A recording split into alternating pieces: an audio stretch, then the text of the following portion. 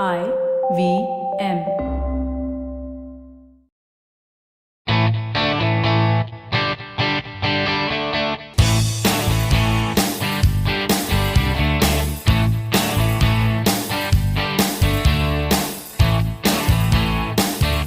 Hello and welcome to a brand new episode of the Musafir Stories, India's very own travel podcast, where each week we share the journey of travelers in their own words and relive their experiences with you, our listeners.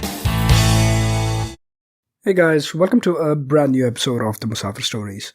Hope you're all well and keeping safe. On the podcast today, we have columnist and author Anmol Jain sharing snippets from his wonderful book, Wanderings in the Land of Mist, the complete story of Mussoorie. As a part of the episode, we'll be giving away 2 copies of Anmol's book. Listen to the conversation and answer 3 simple questions linked in the description of the episode, and stand a chance to win. Let's hop onto the episode and find out more about the Queen of Hills, Mussoorie.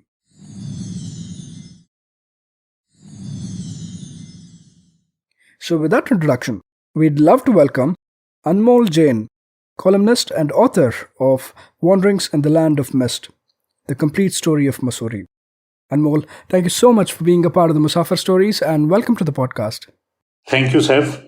And it's a pleasure being part of your podcast. And I've been going through your channel and I found some very interesting podcasts over there and some very interesting stories about different towns of India. It was very, very interesting to go through that. Thank you so much. Thank you, Anmol. Firstly, congratulations on your book. I had a great time reading it and virtually walking through the streets of Mussoorie and finding out about the history of Mussoorie. And it's also great timing that we're doing this roughly 200 years after the town was founded. So really looking forward to talking to you a little bit more about this. And I'm also really pleased that we are getting this as a first-hand account, right, from a native, from somebody who is from Mussoorie. So that is an added bonus, the cherry on top of the cake. So really looking forward to this conversation. But before we get into any specifics, the intro I gave about you was pretty brief and concise. Do you want to add a few more lines about yourself and your connection with Mussoorie? Yeah, sure. Basically, I'm a 4th generation resident of Mussoorie. My great-grandfather came here in 1901. And so my son is the fifth generation here.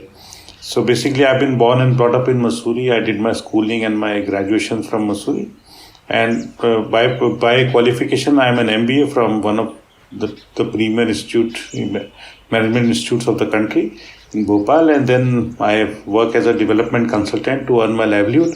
And I also write for the Times of India. And then because I had a flair for writing and about kind of a deep connection with the history of Mussoorie, because I've been hearing stories from my father and from my grandfather about the town, that this town used to be like this, and these were the stories. So these stories I have been imbibing since my childhood, and based on whatever I've got from them, I started collecting a lot of memorabilia, and my grandfather's collection was a great collection of old pictures, old stamps, and other things. So based on that, I had become a collector till in 2018, when I thought, let me write something. So I decided to write a small blog of about 15 pages, which I could circulate amongst my friends, as a closed circulation, which would be contain a capsule about the history of Mussoorie. And then I started writing the blog and then started doing some research and finally ended up doing 250 pages. So that is how the book has transpired over the past 5 years. Thank you so much for that wonderful introduction, Anmol. And yeah, it is a really delightful book and a captivating read about the 200-year, I don't know if I should say old or young history of Mussoorie, but it's a very colorful history, I could say. And the book certainly does justice in bringing that to the reader. Now, just going back, talking a little bit more about the origins of the town, can you speak a little bit more to that, Anmol, like how this town came into being, who founded it? There's a few very good instances and chapters in the book that talk to this. Yeah, sure. Actually, incidentally, this year we celebrated 200 years of Mussoorie, and there was a huge celebration this year in the month of May. And Mussoorie is believed to have been founded in 1823.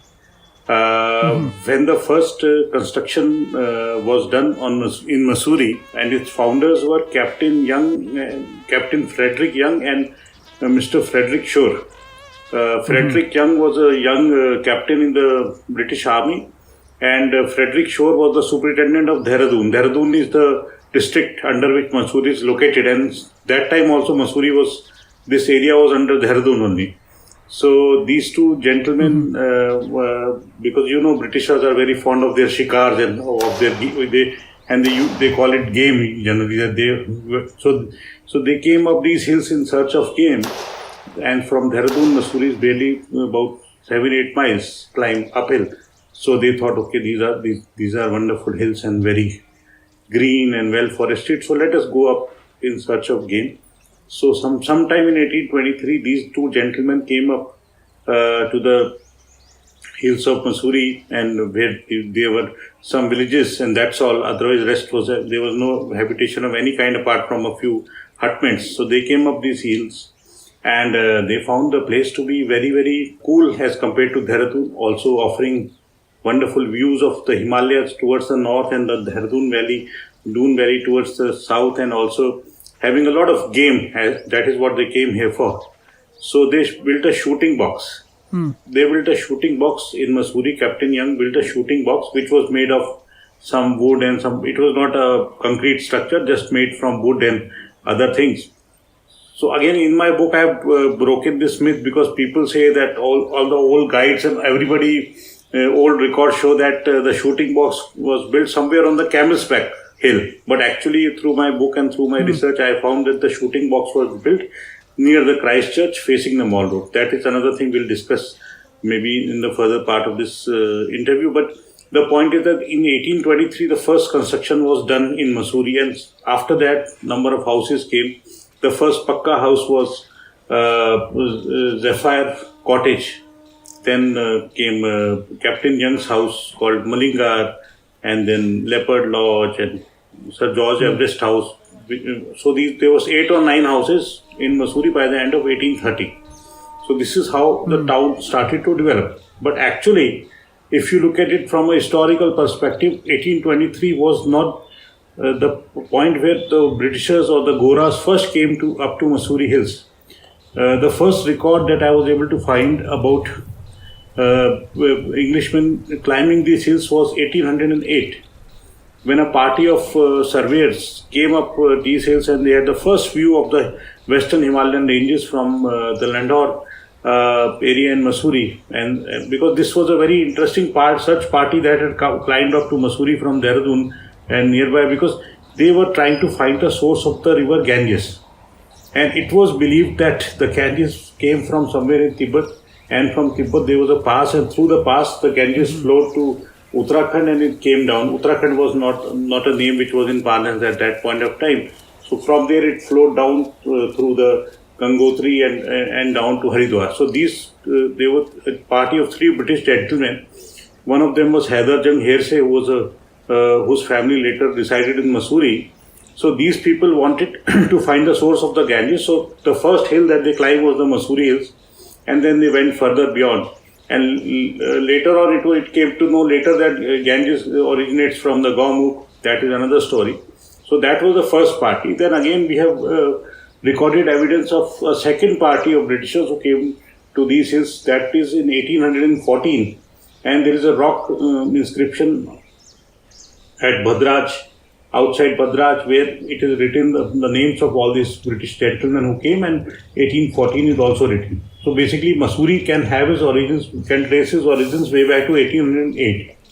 But for the purpose of establishment of habitation, and when the habitation started, we are saying it's 1823 when Mussoorie was established by 2 gentlemen, Frederick Young and Frederick Shore. Both were Fredericks. And then since then, now we have completed 200 years, and the Queen, like you said, is not aging. I think the Queen might be aging, but it is aging gracefully. So, because we call Mussoorie the Queen of the Hills.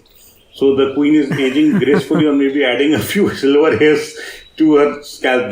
But I think we're doing pretty well as a town. Yeah, absolutely. Couldn't agree more. And there's a few, like you mentioned, very, very interesting historical tidbits covered as a part of the origin story of Mussoorie as well. So thank you for sharing those with us on the podcast too, Anmol. But going back in time, right, even before the 1800s, when this British influx, or not even influx, the beginning of the story of Mussoorie started, right, when they came here looking for game and appreciated it because of its weather and its cool climate. Yeah. There has been life here and folklore here and smaller villages in and around the area for a long time.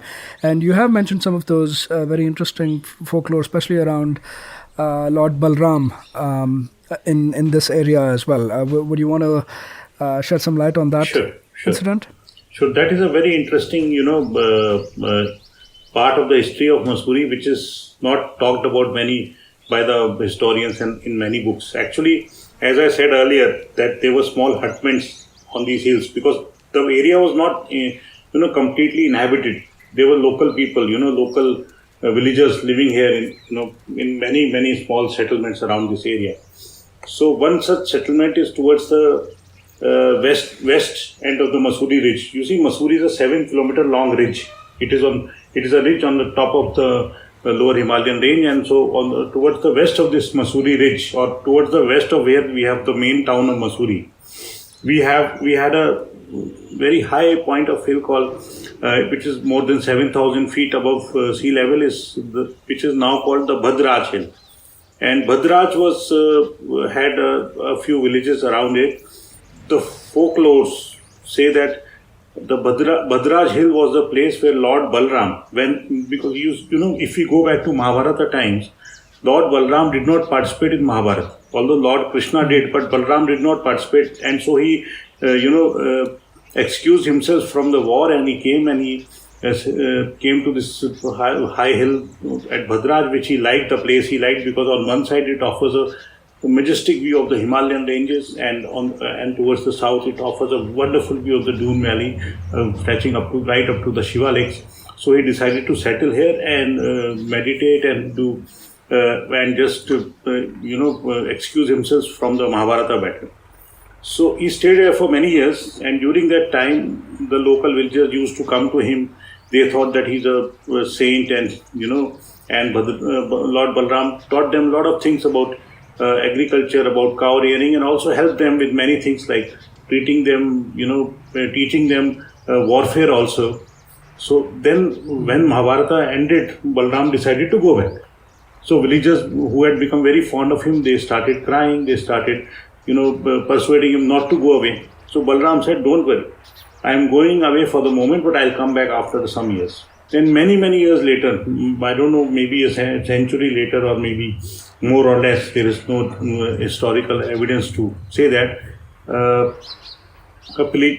villager called Nandu Mehra, who was living, because Yamuna flows right behind Bhadraj, is a god where Yamuna flows. So Nandu Mehra was a villager residing in a village on the banks of Yamuna, and at that time they used to dig for roots. So he was digging for roots of a plant called taro, which they call it locally.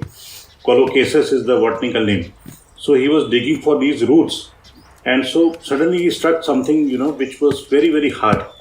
So he removed the mud. He thought, I have come across a very big root. He became very happy with his luck. I have struck a very big root. So he dug more, and he started digging, and he found something very hard, much harder than a root. So Nandu thought, maybe I have struck a treasure here. He dug more, and then he was able to unearth a large idol. Now he could not place that whose idol was it, because he said, this does not look like Shiva idol. This does not look like a Vishnu idol.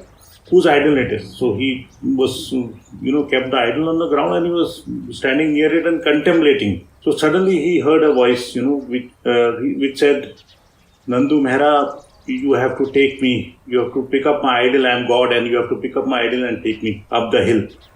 Nandu got very scared, but finally he gathered his wits and managed to pick up the idol. And as soon as Nandu tried to pick up the idol, it was as light as a feather.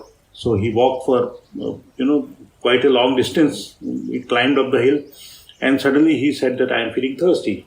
So the idol said, "Don't worry, go a little bit further up the hill, and then I will guide you to a place where you can get very fresh water to quench your thirst." So the idol guided him, the voice guided him that, at one point he just removed a little bit of mud and there was a wonderful spring started flowing from there and he was able to drink, and he had never drank such a good water in his whole life. It was so refreshing, such a refreshing water.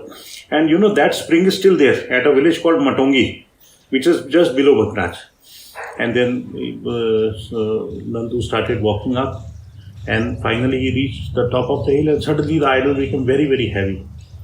And he dropped it because he could not lift it anymore, and the idol settled there. And that is the place where this temple of Lord Balram called Bhadraj temple is still there. Even after centuries, it's still there, and now it has become into a very good structure, and a lot of people visit there. The annual fair is held in the month of August, and thousands of people from Uttar Pradesh, Haryana, people gather there, and from Uttarakhand, and they say that if you ask for a wish, it is fulfilled. And in fact, the first historical record of this ancient temple I found in a book by a British travel writer whose name was Lady Fanny Parks.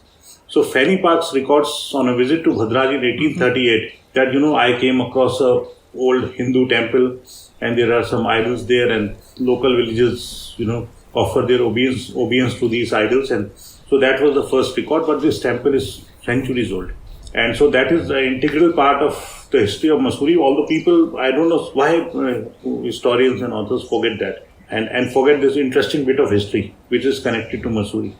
Yeah, absolutely, and that is what I think makes it such an interesting read as well. The book that it has a great combination of not just the some of the historical events and landmarks, but also greatly captures some of the folklore of the area and gives us a true sense of what the flavor of Mussoorie is. Now, just getting a little bit deeper into the town and the landmarks in the town and the landmark events in the town as well. Do you want to touch a little bit upon Landour as well? I know this is almost like a little town within the town of Mussoorie, right? Exactly. And there's a subtle plug here. We've actually done an episode on Landour in the past, so we'll link to that too. But reading again through your lens, through your view as a native there, it has been great. Do you want to just give a brief overview of what Landour is, its initial purpose, why it was set up, etc.? Sure. See, basically, Landour, today it's part of Mussoorie, Today we consider, Mussoorie includes Landour, But Landour was actually, it developed as a separate township. So Landour was a cantonment area, military cantonment area. So we had two towns actually. You rightly said town within the town. We had two towns because Landour came up as a military area and Mussoorie came up as a civilian area. So both were separate towns. Landour was governed by the army and Mussoorie was governed by the administration, the local administration. To trace the history of Landour, we go back to 1826 when the founding father, Captain Frederick Young, he built a small cottage, which I mentioned about Malingar. He built a small cottage called Malingar. Mm-hmm. Malingar is a name of is a place in the county of Donegal, which was the hometown of Captain Young. So he named this his house as Malingar, just to remind him of his home. And also another thing about this bit is that he built a potato field just below the cottage, because Britishers were fond of potatoes, and in India at that point of time, you will not believe, Saf, there was no potatoes. So Captain Young brought potato seeds from Ireland. Captain Young was an Irishman, so he brought potato seeds from Ireland, and these potato seeds were sown in his potato field just below his house, so that he could get a regular supply of potatoes. And perhaps that is how the potatoes were introduced in the Western Himalayan region. So that is one bit of the story. So after Captain Young built his house and he started staying here during the summer season, he thought that this is a wonderful place, and this offers a very good climate and very soothing climate, and also at this altitude, because you see the malaria, point of time, the plains of India were infested with malaria. And all the Britishers, or a lot of Britishers used to be suffering from malaria. Some died, some suffered for some time. And the second thing that troubled them was tuberculosis. So TB and malaria were two things. Mussoorie is 6,000 meters above sea level, and Landour is at about 7,000 meters above sea level. So there is no chance of getting malaria here. And the third thing was that for tuberculosis also, treatment of tuberculosis also, this climate was considered very good. So he decided to build a convalescent depot for the erring British soldiers at Mussoorie, where they could rest, they could recuperate, because that time a lot of wars were happening with India, within India and from outside India, so the erring soldiers could come here at Landour, rest in these climates, and also get a respite from malaria. So this is how we had a convalescent home there, and gradually it developed as a military base. And in the hospital or the convalescent depot which was established there were nurses who were, serving the sick and the wounded. So these nurses, they needed to fill up their daily provisions, groceries and other things. So these nurses used to shop at a place where there were few shops, and these few shops, and later on we started calling it, now we call it the Sisters Bazaar. So this is how the origin of Sisters Bazaar is. And a bit below Sisters Bazaar, as you approach towards Landour and you go past Palingar, is a place called Char Dukan. Char Dukan is named Char Dukan because there used to be, as you understand in Hindi, there were 4 shops. So it was called Char Dukan. Now they have become 7 shops, so I think we should call it Saat Dukan now. Many people have told me that why don't we call it Saat Dukan? And from Char Dukan, just beyond Char Dukan, you must have heard about the Mall Road of Mussoorie and which is on the main picture palace and the main civilian part of the town.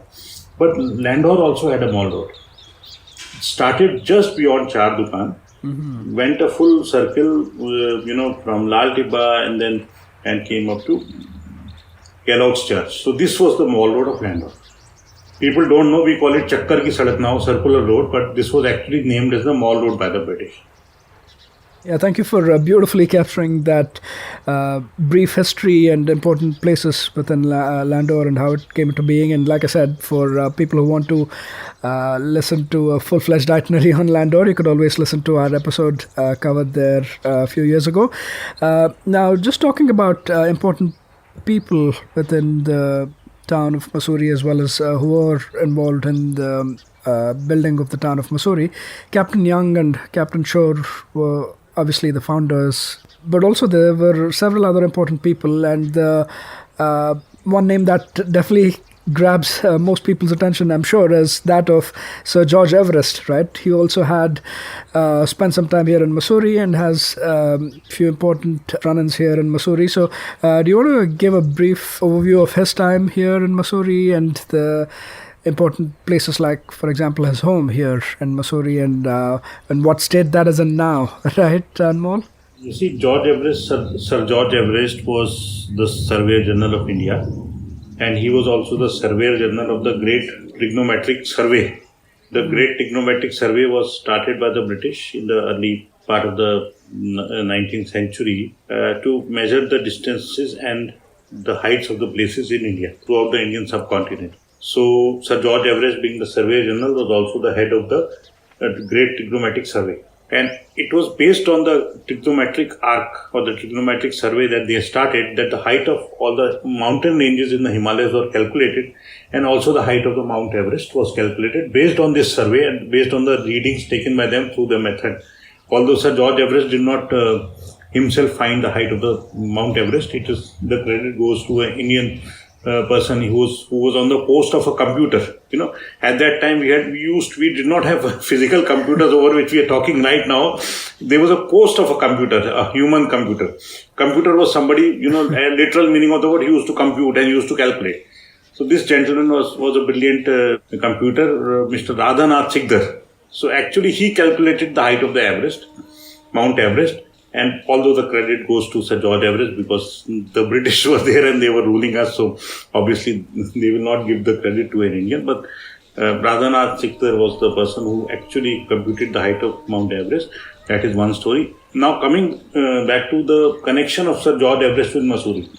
Yes, absolutely. Like you said, Saab, that Sir George Everest was one of the most distinguished people to have stayed in Mussoorie and to have resided here. We have got a list of people who were noted people who stayed here, but George Everest was definitely count amongst the top notch of that list because of his connection with the Mount Everest and because Mount Everest was named after him. So George Everest came to Mussoorie in 1832. So there was a house which is called the Park Estate. Even today it is called the Park Estate. It was a 800-acre estate, huge estate, amidst very, very thick forest. There was little habitation nearby. And there was a lone house on that ridge, which is located, even today, it is about 7 or 8 kilometers from the main town of Mussoorie. And that, so it was very far away from Mussoorie. And that time, Mussoorie was even smaller. So it may have been, a bit of a trouble for him to commute from his house to Mussoorie. But I think they liked the serenity and they liked the greenery and they liked to stay alone. This house, which was wonderfully located, but this house was away from any kind of water source. It was far away from any regular supply of water.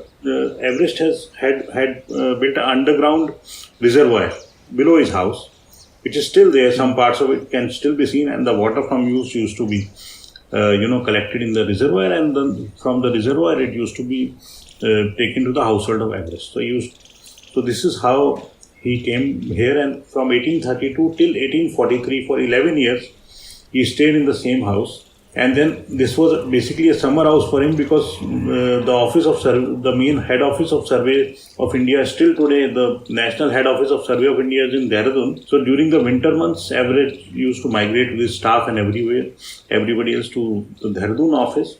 And during the summer months, he used to come up to Mussoorie with his staff, and he had an observatory built near the house, from where he used to do mathematical calculations and whatever observations he used to do about the heights of mountains and heights of places. So this is what his connection has been. And one more thing I'd like to add, that although he stayed here for 11 years, but he was constantly at loggerheads with our founding father, Captain Frederick Young. So Young was 4 years senior to him in the army, and as you know, Everest was also an army man. But both of them were constantly fighting about small things, and mostly about small things, and not fighting with some kind of swords or some kind of guns, but fighting over the pen, So Young would send a letter to Everest, and Everest would reply to that letter, and he would scold Young. So this is how things happened. And then finally, at the end of every battle, Young had to concede, and Young had to apologize or had to give in to Everest, because Everest was very, very belligerent and very, very headstrong person. And then in 1843, when Everest went back to England, he left his house for sale, and then finally his house was sold after 17 years. In 1860, his house was sold to subsequent people, and then finally, after independence, it was transferred to an Indian family who lived there for some years, and they are good friends of mine. And the gentleman who is now nearing 80 said that I was a child when I moved in the house, and we used to see leopards roaming around the house, and we used to hear the calls of the hyenas, and we used to see wolves and bear roaming around the house. So this is how it was. And then finally, the property was sold to the Department of Tourism. And recently, about a few years ago, with the help of Asian Development Bank, the tourism department has, revamped the dilapidated house of Sir George Everest and made a cartography museum there, which is the first cartography museum in the country. And it has all equipments of Everest. His bust has been placed there. A bust of Radha Ratsikdar, Nan Singh, who was again an Indian surveyor. All these things have been kept there. So thankfully, there is some history is being preserved through that cartography museum, and a lot of tourists are going there. That place is frequented by tourists. Yeah, some very, very interesting historical facts as well as facts from the life of Sir George Everest, and even this bit about the human computer that you mentioned, right? The person the Indian person who actually did most of the computing and the calculation. That it was my first time coming across that fact too. So thank you for sharing some really, really interesting tidbits like that. And while we are talking about some important people and personalities who have connections with Mussoorie, I thought we could also cover off a couple other important names or interesting names that I came across. Even though the famous hunter Jim Corbett, he wasn't from here, but he has a little connection to Mussoorie that I'm sure, Anmol, you want to touch upon? Yeah, he's got a strong connection to Mussoorie. Actually, his father, Christopher Corbett, was a postmaster in the Landour post office. So he was a postmaster here, and his mother, Jane Mary, was married. She had a first marriage, and then her family, her husband was killed during the mutiny in Agra. So she moved to Mussoorie to, take some time out, just, get her life together. And so there while she went to post the letters in the post office, she met Christopher Corbett and they fell in love. And so she remarried Christopher Corbett. And then their son was Jim Corbett, the illustrious hunter turned conservationist Jim Corbett. And this couple was also married at a church in Mussoorie, which is at Char Dukan. St. Paul's Church at Char Dukan. It was at that place where the couple was married. And later on, after staying for a few years in Mussoorie, the postmaster was transferred to Nainital. And so they shifted to Nainital, and finally, because we get all the accounts of Jim Corbett from Nainital, hunting around Nainital. so I think, but Mussoorie has also got a small piece of the history. And so, but the family ultimately settled there. So Jim Corbett has all his exploits around Kaladungi and Nainital and the forest in that area. Yeah, absolutely. One of my most favorite people, and I love reading his books and listening to his books. So I thought I'd definitely bring that up during our conversation. From one of my most favorite person to probably one of the people I hate more or most as well as General Dyer, right? And he potentially, or he or his family also had a connection to Mussoorie. Would you like to touch upon that too, Anmol? Yeah, he also had a connection to Mussoorie. In fact, I also don't like that gentleman, but because his family had a connection here, so I call him and as we all call it, the butcher of Jallianwala. So basically, his uncle, his father's elder brother, John Dyer, was a barrister, and he was residing in Mussoorie. He used to practice from Mussoorie. So his father, General Dyer's father, Edward Dyer, he was in England in the early 1850s, and so John called, and Mussoorie at that time by the 1850 had a very, very good brewery business, making beer out of, because we had so many springs, and so making beer from the water of these springs, which was a very, very profitable business, which continued till 1910. So John Dyer called Edward Dyer from England, and he said, and Edward came in and he said, why don't you start this brewery business here at Mussoorie?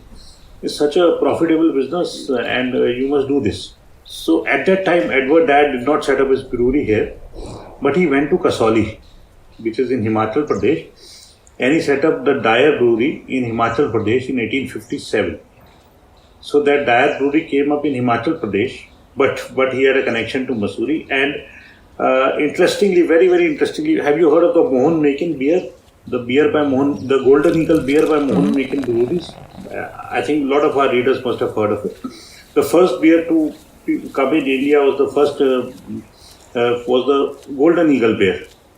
And people used to really relish it. And they had no choice, obviously. It was the only beer that was manufactured in India. So General Dyer's brewery later on became the Mohan Mekin Brewery. And that brewery is still continuing of making a number of beer and whiskies, which is now based at Ghaziabad near Delhi. So this was how the General Dyer came to Mussoorie, and then he set up his brewery. And again, one more fact that in 1867, a brewery came up in Mussoorie called the Murch and Dyer Brewery, Messrs. MURCH, Murch and Dyer Brewery. So I believe that was set up in Mussoorie by the father of General Dyer. So that is what his connection to Mussoorie has been. I'm glad that it's not been a larger or stronger connection, because that would have been very, very hateful for the town. Yeah, for sure. Like I said, from my most favorite Jim Corbett to perhaps my least favorite John Dyer. But yeah, I think connections like these also kind of give you that feeling of world is a small place, right? There's like different connections that you are almost unaware of, and coming across them in a breezy reading like this is just so pleasurable. And while we're talking about brews and breweries, I know Mussoorie has its own set of different breweries that came up, and also has a connection to the IPA, the Indian Pale Ale. Indian Pale Ale. That also has a connection, right? Yeah, sure.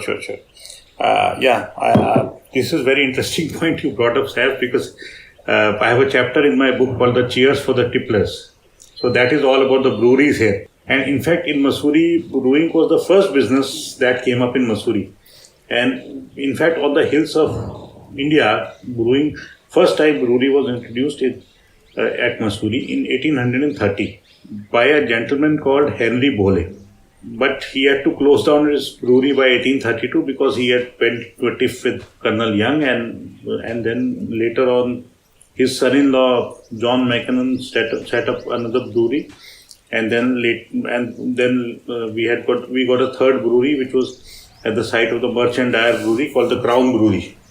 So by 1901, the breweries of Mussoorie were producing hundreds of gallons of beer, and were employing hundreds of people. And the beer of Mussoorie had such a great reputation that it was being served to all the major cantonments of North India, right from Ludhiana to Jabalpur to Meerut to Dehradun. All these cantonments were getting beer from Mussoorie. So this is how the brewing thing was there. And one of the interesting bits was that, like you asked about IPA, basically before the brewing started in India, so the British used to import their beer because they are fond of beer. So they import the beer from England, which used to come via ships. But during the long ship voyage, the constant jerk of the ships and also the change in temperature, the beer used to turn sour. So basically that is why they could not relish the beer coming from abroad, and so that is why the brewery business, they wanted to set up their own local beer. And so this is how Henry Bole, who was a brewer and distiller, his distillery was at Meerut, he came to the hills and started up the brewery business here. And this is how brewing profited. And the reason for the settlement of breweries in the hills was that at the higher temperature, the hops that they used to put in the beer to ferment it, they used to stay. Did not get bad or did not get sour, and so that is how the Mussoorie beer became so popular. But now it is history, because by 1915 the brewing business in Mussoorie had stopped, and one of the reasons that people give, which many people give, was that in one of the breweries they used to have vats. Vats were large containers in which beer was filled, and it was so basically in one of the large container or one of the vat called vat number 69. Again, this is not the same vat 69, but vat number 69 was the name of that container. When that container emptied, they found a human skeleton. So was the taste of the beer coming from the human skeleton, or was it just an accident? But nobody knows. But then finally, gradually, beer brewing in Mussoorie stopped.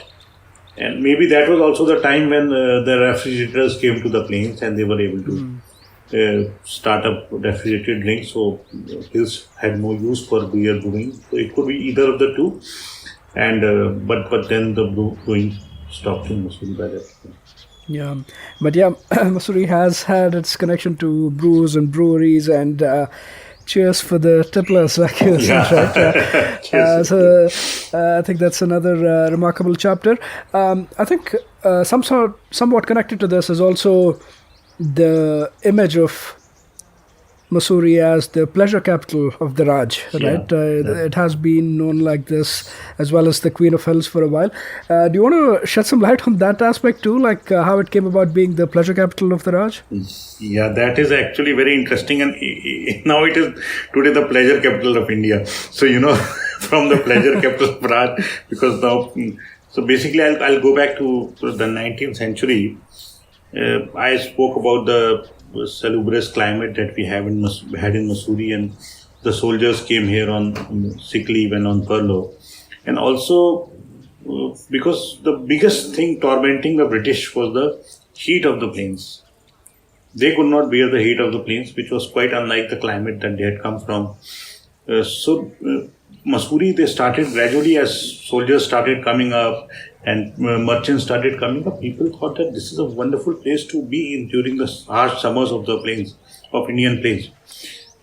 But the problem was that the British soldiers were, those who got leave, they came to Mussoorie, but a lot of them did not get a leave and they were staying in the plains.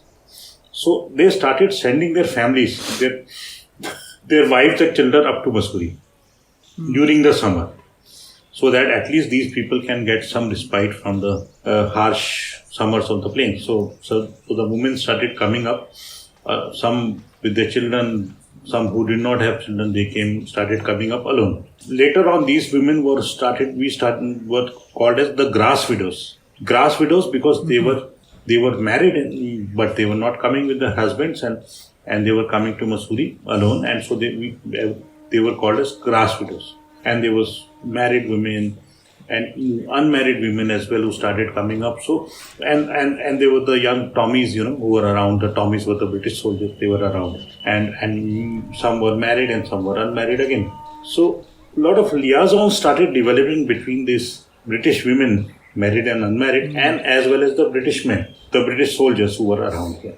And also we had a lot of breweries which were serving a lot of beer. There were a lot of bars, so you could go and have a beer at any place, and you could roam around on the mall, and there was a lot of social gatherings happening around the town. So they were meeting each other on the mall road or at the social gatherings, and so they were developing closeness. So much so that at a hotel called the Savoy Hotel in Mussoorie, it's recorded evidence in some of the old books. At sunrise, an old porter who could barely see, he used to walk around the corridors ringing a bell, and this was called the separation bell.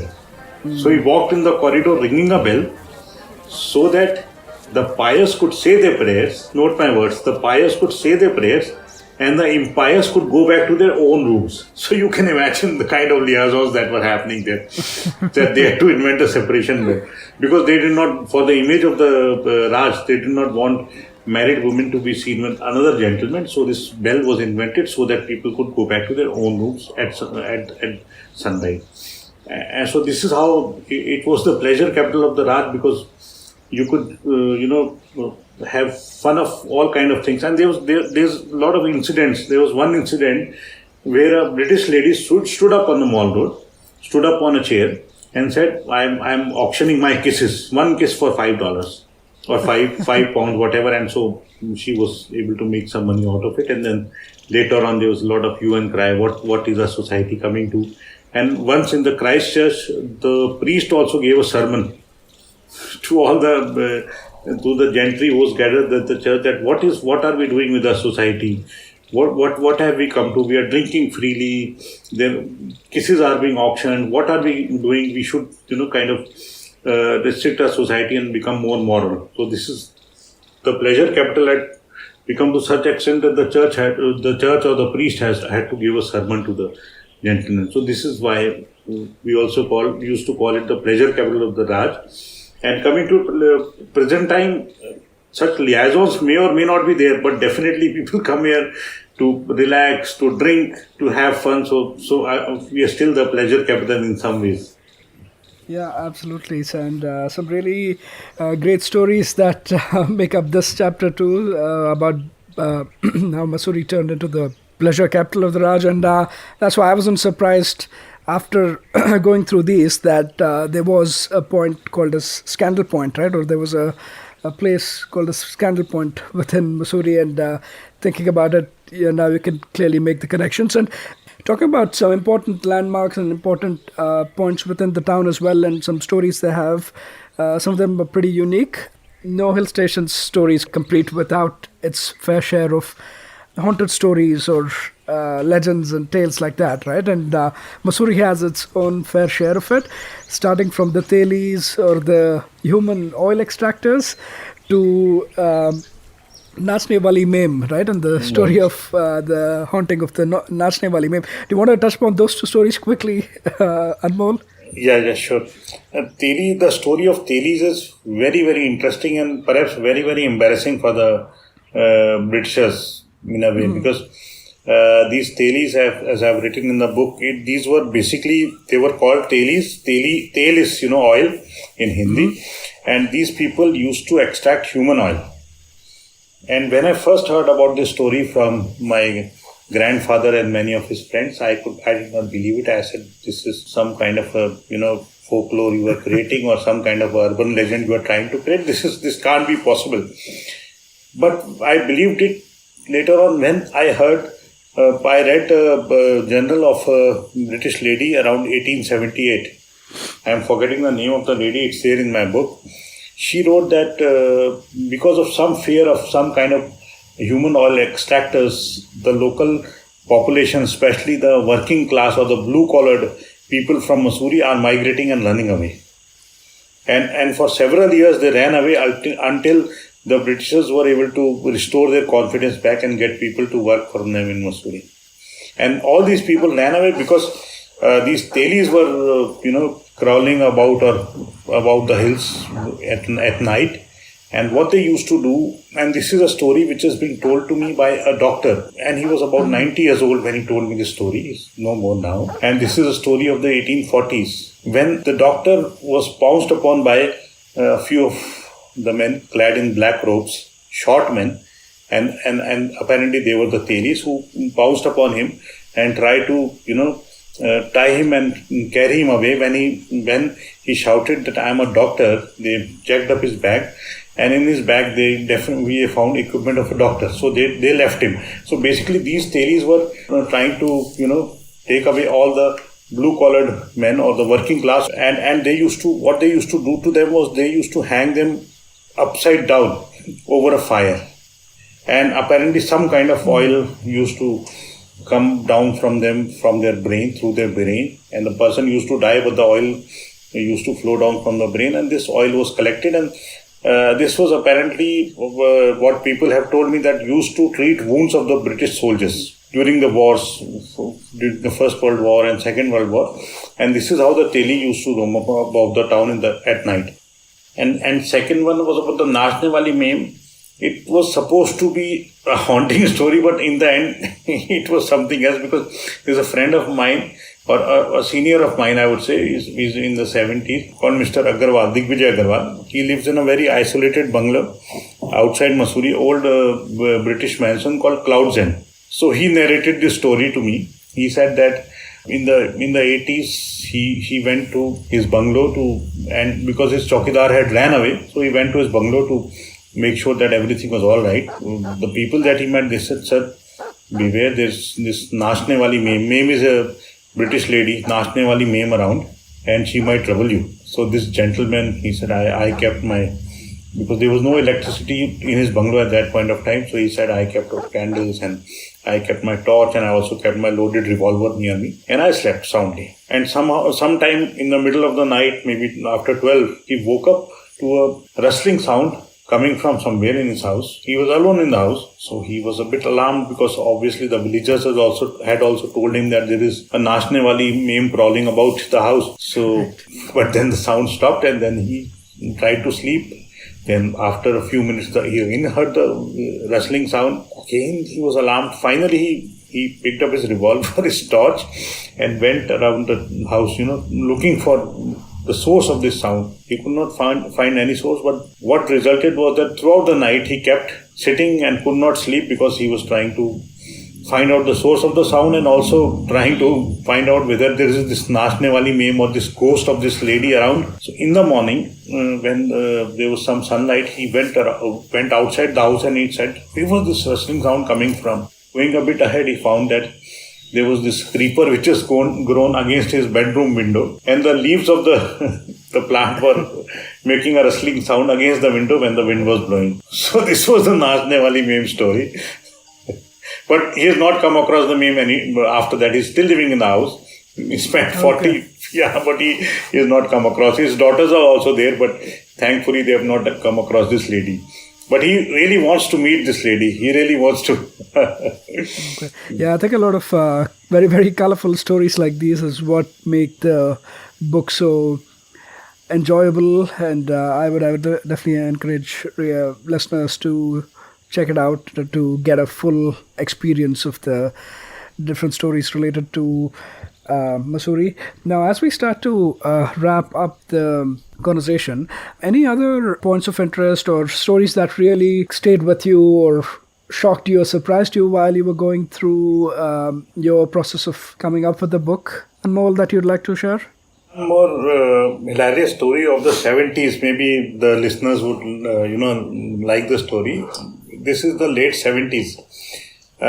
We have a very old hotel called the Hackman's Hotel. This was a very, very happening place, which is located right on the Mall Road. And this is a story about a gentleman who's still around.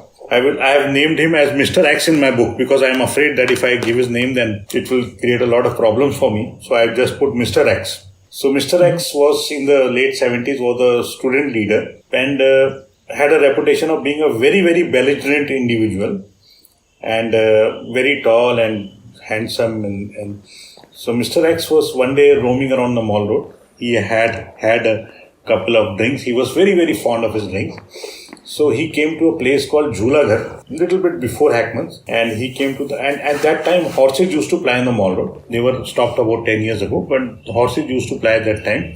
And we had these horse wallahs who were standing and holding the rein of the horse, and they would, ask tourists to pay them 100 or 50 rupees for a horse ride. So Mr. X saw the horses and thought, okay, let me take a horse ride. And he was already a bit high, a bit tipsy. He beckoned one of the horse person, come here. Within seconds, he was on top of the horse and he was riding right up to Gandhi Chowk, which was about 1.5 kilometers from the place where he picked up his horse. So he went up to Gandhi Chowk and riding very, very fast, and everybody was cantering away, trying to get away from the horse because he would have trampled them. So he went up to Gandhi Chowk and then returned towards the place from where he had picked up the horse. And on the way, he heard live band playing in the Hackman's Hotel. And he thought, oh my God, I have never had a drink in Hackman's. Let me have one drink at Hackman's. So he turned his horse towards Hackman's. And Hackman's was, it had, when you approach the Hackman's Hotel, it still has 5 or 6 stairs going down from the Mall Road, and then you have this their main dining hall where orchestra was playing. So he tried to take his horse. He tried to enter the hotel on his horse. So there was an old guard standing at the gate of the hotel. He tried to stop him, but our Mr. X gave one solid kick to the guard, and guard fell and he became unconscious. And Mr. X, put his head down like we have the Clint Eastwood movies. We have got the hero, clinging to the mane of the horse and trying to evade bullets coming from behind him, and so he ducked and he took his horse down the stairs and he entered the dining hall of Hackman's, and everybody was scared, and there were ladies and gentlemen sitting there having their drinks, and some people doing dancing, and there was the orchestra playing, and everybody ran away. And so finally the poor manager, he had to do this. He came to Mr. X because he also knew for such what kind of a dangerous this guy is, and how dangerous he becomes, especially when he's a bit high. So he came to him. He said, "Yes, sir, how can I help you?" So this fellow got down from the horse. "I want your best scotch." And he sat on one of the table and he said, "Park my ride." This is what exactly he said. The manager told me. Park my ride. So his horse was taken outside in the hotel and he got a drink. And then as soon as the glass came in front of me, he said, "Where is the orchestra? I want some music." So the musicians were called back on the stage again, and music played. Solo performance for Mr. X. There was nobody else. Nobody else dared enter the hall. And he had his drink. And then he told the man, "Check please." So check came, he paid the bill. He dutifully paid his bill. And then he got up. So he said, "Where is my ride?" So manager said, sir, it is waiting outside. He said, no, I came up till here to bring my horse here. So the horse came inside and then he went on his horse outside Hackman's, on his horse. So this was perhaps the only time when a horse entered Hackman's. And so this is another very interesting and very hilarious story, which I love narrating this story because this is one of my personal favorites, Hilarious and seems right out of a movie, right? And I guess that's why they say movies are real, right? Because you never know, movies might have been inspired by an incident like this. But the book is full of very colorful and interesting incidents and events and people like this. So I think that's what I cherished a lot about the book too, Anmol, is that it's not just about a place and important places, why it's beautiful or why it's historic. It's not that. It's the stories that also enrich the reading so much more. And I really enjoyed reading the book and knowing the history of Mussoorie. Thank you so much. Anmol, again, it's been a really exciting time just talking to you and hearing all of this through you. I know the episode itself has been a little different in terms of it not being necessarily about an itinerary, about places to go visit and see. But worry not, Anmol has you covered there as well. Because the book has a wonderful coverage towards the end where he has listed out some of the important places and given very useful QR codes for those places too. That'll take you right to those on a map, so you don't have to worry about the important places to cover off in an itinerary when you're visiting Mussoorie, and perhaps reliving some of these stories, right? And having a little chuckle as you pass through some of these historic places and events that took place in this very beautiful town and the land of the mist, like Anmol calls it, right? So make sure to check out the book. The book is Wanderings in the Land of Mist, the complete story of Mussoorie. Thank you so much, Anmol. It was a pleasure having you on the Musafir Stories. Thank you, sir. Pleasure was all mine.